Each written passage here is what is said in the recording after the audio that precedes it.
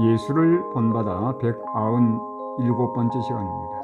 오늘 말씀의 본문은 누가복음 12장 22절로 34절이며 제목은 우리가 염려해야 할 것입니다. 어리석은 부자의 비유를 말씀하신 후에 예수님은 산상수훈의 일부를 반복해서 가르치셨습니다. 그 내용은 무엇을 먹고 마실까, 무엇을 입을까에 대해서 염려하지 말라는 가르침이었습니다. 우리가 분주하게 일하고 염려하는 대부분은 먹고 마시는 문제입니다. 부자는 쌓을 곳이 없어서 염려하고 가난한 자들은 충분하지 않기에 염려합니다. 그러나 염려한다고 형편이 결코 나아질 수 없습니다. 염려는 오히려 우리에게 스트레스만 더할 뿐 아무 도움이 되지 못합니다.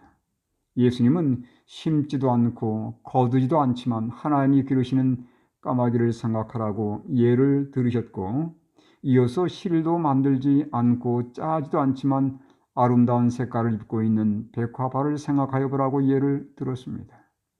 미물들도 먹이시고 입히시는 아버지가 계시는데 왜 염려하느냐는 조언이었습니다. 먹고 마시는 것에 대해서 그리고 의복에 대해서 염려하고 근심하는 것은 믿지 않는 사람들이 갖고 있는 문제입니다. 왜 염려할까요? 근본적인 문제는 그것들을 제공해 주신 아버지가 계심을 믿지 않기 때문입니다. 믿는 성도들이 그것들을 염려할 이유가 없는 것은 먹고 마실 것과 입을 것을 아시고 때마다 공급해 주시는 하늘 아버지가 계시기 때문입니다.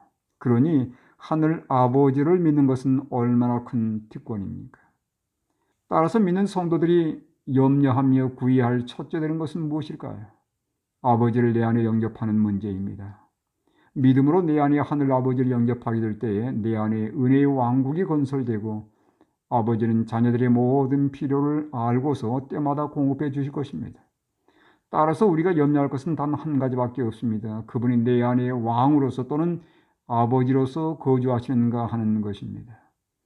지속적인 공급에 대한 놀라운 약속에 의해서 예수님은 너희의 소유를 팔아 구제하여 낡아지지 아니하는 배낭을 만들라고 권면했습니다. 우리가 가진 소유는 무엇입니까? 그것은 죄 가운데 태어나 자라면서 모은 것들, 즉 이기적인 마음, 죄된 마음입니다. 그것은 에스겔 선지자가 말한 돌 같은 마음입니다. 우리가 그 돌 같은 마음을 예수님께 전부 드릴 때 그분은 그것을 취하시고 대신 우리에게 부드러운 마음을 주십니다. 그 새 마음 주머니에는 나누고 구제하는 예수님의 이타적 정신이 깃들어 있습니다. 나누고 구제하는 마음은 하늘의 마음이며 하나님이 주신 마음입니다. 오늘 내가 염려하는 것은 무엇입니까? 여전히 의식주의에 관한 것입니까? 아니면 그 모든 것을 공급하시는 하늘 아버지를 마음에 모시는 것에 관한 것입니까?